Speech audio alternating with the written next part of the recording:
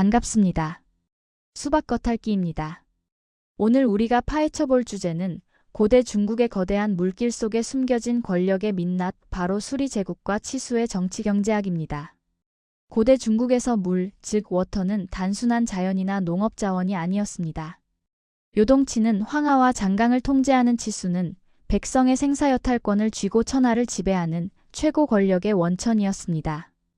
오늘은 사마천의 불멸의 역사서 사기중 학어서를 중심으로 제국의 경제적 혈관을 뚫으려는 국가의 투쟁과 그 이면의 탐욕스러운 드라마를 살펴보겠습니다. 오늘 이야기의 순서입니다. 먼저 제국의 통치 철학에서 물이 갖는 위상과 사마천의 역사관을 살펴보고 대우 신화와 환경적 딜레마를 짚어봅니다. 이어 진나라와 한나라의 구체적인 토목 공사 사례들, 즉 전국거의 역설과 좋은 시스템, 그리고 실패한 공사들을 다룹니다. 마지막으로 호자 제방 붕괴 사건을 둘러싼 정치적 스캔들과 가양의 치수 이론을 통해 고대 제국이 남긴 현대적 교훈까지 훑어보겠습니다. 고대 중국과 같은 거대 문명에서 치수는 곧 제국의 생존을 좌우하는 경제적 혈관을 뚫는 작업이었습니다. 사마천은 학어서를 통해 이 과정을 단순한 토목 공사의 나열이 아닌 고도의 정치경제학적 드라마로 기록했습니다. 광활한 영토와 폭발하는 인구를 단일 체제로 묶기 위해 국가는 대규모 관계시설로 잉여 농산물을 만들고 인공운하로 물류를 장악해야만 했습니다. 즉, 물을 다스리는 자가 천하를 다스린다는 명제 아래 대자연과 인간의 기술, 그리고 관료들의 암투가 치열하게 뒤엉킨 역사가 바로 이 안에 담겨 있습니다. 사마천은 이 치수 기록을 단순한 연대기가 아닌 국가제도의 핵심인 서해 반열에 올렸습니다. 예법이나 음악, 천문과 동등한 위치의 학어를 배치한 것입니다. 이는 물길을 다스리는 것이 제국의 안보와 통치의 물리적 토대임을 간파했기 때문입니다. 학어서는 경제정책을 다룬 평준서, 그리고 황제권을 우주적으로 정당화하는 봉선서와 내적으로 긴밀히 연결되어 있습니다. 거대 수리사업은 막대한 재정이 투입되는 경제행위이자 하늘의 뜻을 입증하는 정치적 의례였기 때문입니다. 이러한 치수의 역사를 바라보는 두 역사가의 시선은 극명하게 갈립니다. 사마천의 사기학어서가 3000년의 역사를 꿰뚫는 통사로서 치수 이면의 부패와 민중의 고통을 고발했다면 후대 반고의 한서 구수지는 한나라 200년의 역사만을 다룬 단대사로서 제국의 행정적 성과를 찬양했습니다.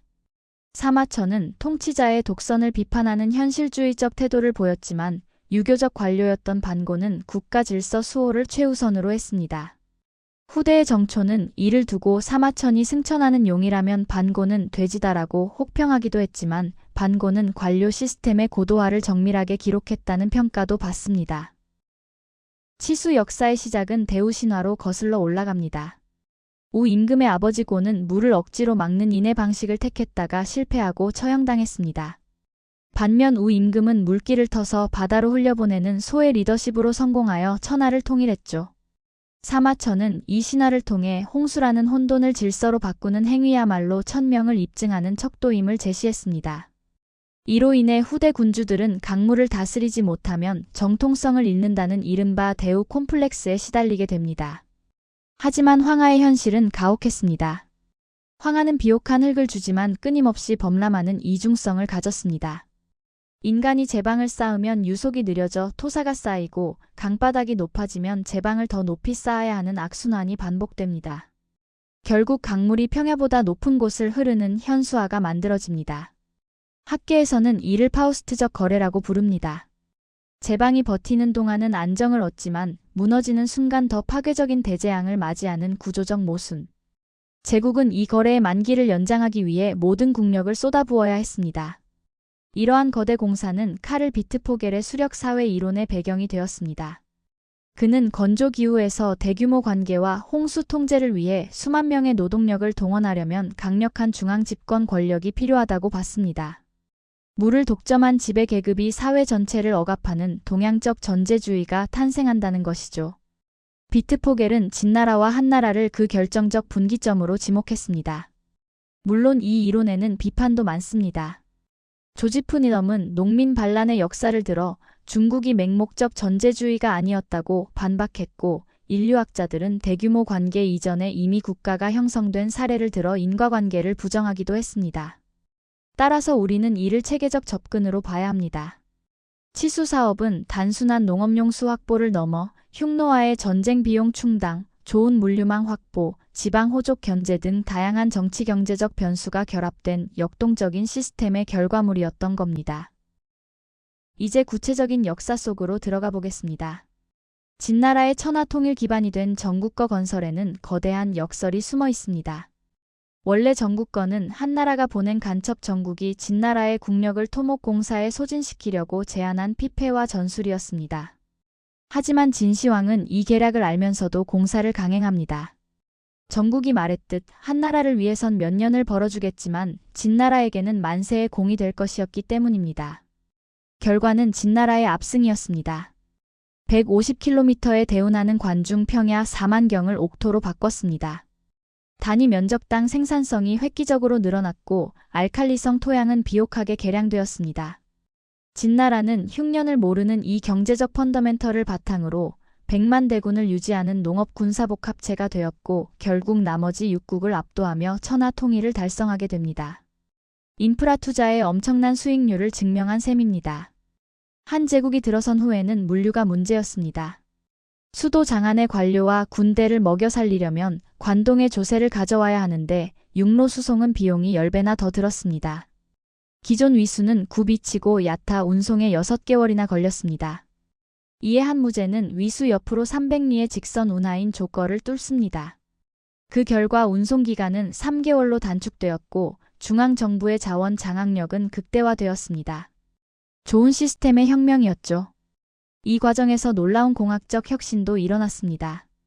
용수거 건설 중 산맥을 관통해야 하는 난관에 부딪히자 정거법이라는 기술이 도입됩니다. 산 위에서 수직으로 우물을 여러 개 파고 지하에서 이를 수평으로 연결하는 방식입니다. 공사 기간을 단축하고 지하 터널의 환기 문제까지 해결한 오늘날의 지하철 공법과 유사한 세계사적 혁신이었습니다. 이때 발견된 화석을 용의 뼈라고 부르며 공사의 신성성을 부여하기도 했습니다. 하지만 성공만 있었던 건 아닙니다. 포사도 계곡 운하 건설은 처참한 실패로 끝났습니다. 단단한 안반을 뚫기 위해 바위를 불로 달구고 식초를 부어 깨트리는 화공법까지 동원했습니다. 사마천은 이를 불로 돌을 녹이고 식초로 삭혔다고 묘사했죠. 하지만 계곡의 급류와 암초를 이기지 못했습니다. 결국 수로를 포기하고 절벽에 잔도를 놓는 데 만족해야 했습니다. 대자연 앞에서의 기술적 한계와 제국의 오만을 보여주는 사례입니다. 학어서의 클라이맥스는 바로 호자 제방 사건입니다. 기원전 132년 황하가 터져 대재앙이 닥쳤지만 승상 전부는 복구를 결사 반대합니다. 강이 터진 건 하늘의 뜻이니 막지 말라는 것이었죠. 하지만 그 추악한 이면에는 북쪽에 있는 자신의 거대한 영지를 홍수로부터 보호하려는 사익이 숨어 있었습니다. 남쪽이 터져야 북쪽이 안전하니까요.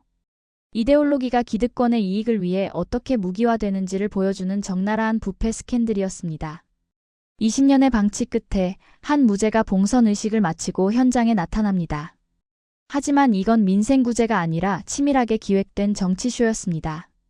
그는 백마와 옥벽을 강에 던지고 신하들에게 직접 섬나무를 지게 했습니다. 그리고 호자가를 지어 불렀죠. 첫 번째 노래에선 백성의 아픔을 노래하며 애민군주를 연기하고 두 번째 노래에선 자연을 굴복시킨 자신의 신적 본능을 찬양했습니다. 치수가 황제의 위용을 과시하는 기념비적 선전물로 변질된 순간입니다. 이 화려한 스펙터클의 비용은 고스란히 민중이 떠안았습니다. 잦은 전쟁과 토목공사로 국고가 탕진되자 가혹한 증세가 이어졌고 수십만 농민이 강제 노역에 시달렸습니다. 혜택은 중앙과 귀족이 가져가고 피해는 하류 농민들이 감당하는 잔혹한 불균형. 제국의 인프라는 민중의 피와 땀 그리고 희생 위에 세워진 것이었습니다. 사마천 자신도 그 현장에 있었습니다. 그는 황제를 따라 직접 뗄나무를 지고 진흙탕 속에서 일했습니다. 그는 학어서 말미에 호자에서 지은 시의 비애를 느껴 이 글을 짓는다라고 고백합니다. 이 비애는 단순한 슬픔이 아닙니다.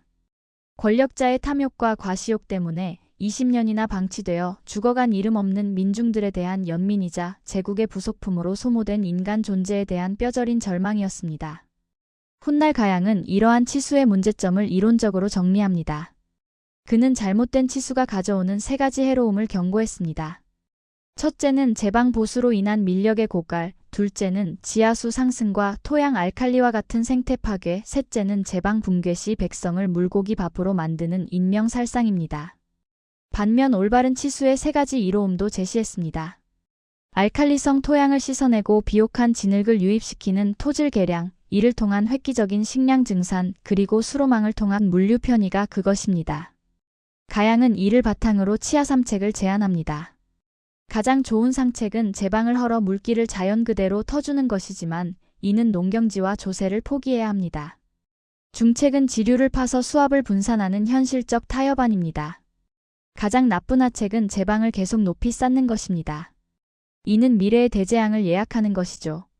하지만 제국은 당장의 조세 수입과 체제 유지를 위해 기어이 가장 위험한 하책을 선택하고 맙니다. 이것이 제국이 갇힌 구조적 딜레마였습니다. 결론입니다. 고대 중국의 치수는 경제적 혈관이자 억압적인 통치 도구였습니다. 1938년 전쟁을 위해 황하 제방을 폭파한 사건이나 양쯔강을 막아선 현대의 산샤댐 건설 기획 등은 한 무제의 오만한 욕망이 현대까지 이어지고 있음을 보여줍니다. 거대 인프라가 공공의 안위를 위한 것인지 권력자의 기념비적 선전물인지 묻는 사마천의 질문은 여전히 유효합니다. 영광의 뒤편에 가려진 민중의 피눈물, 그리고 자연 앞에서의 겸허함을 잃은 권력의 오만. 사마천의 비애는 오늘날 우리에게도 묵직한 경고를 던집니다. 지금까지 수박 겉핥기였습니다. 감사합니다.